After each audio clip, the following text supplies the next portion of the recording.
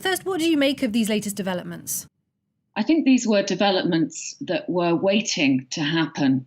The South has some very serious issues that need to be addressed, and yet their representatives were not included in the United Nations led talks in Stockholm in December last year. Was the move a mistake or was it a show of force, do you think? I think it was a show of force. And the separatists' statements have been carefully calibrated. They do continue to avow their loyalty to the Hadi government. But the facts on the ground are actually different. They have taken over positions. And indeed, a statement earlier today said, yes, we accept a ceasefire, but it made no mention of withdrawal. So as your report said, they may be withdrawing from the streets, but it's unlikely that they're going to give up all the military installations.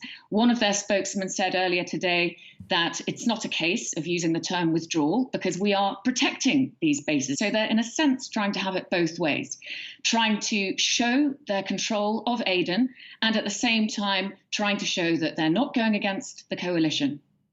And how might that translate now as regards to the already stalled peace efforts? Does the South maybe need to be represented, as you mentioned, in those UN talks?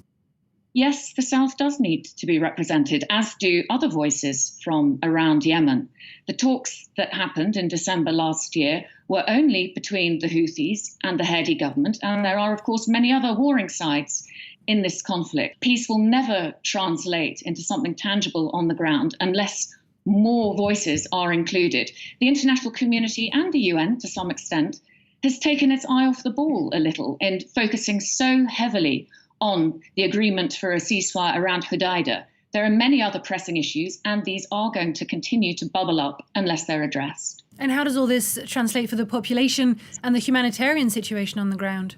Very badly. The population on the ground is already suffering massively. We have about 80% of the population in need of some kind of humanitarian assistance. The violence in Aden is going to further impede the entry of urgent humanitarian food and medical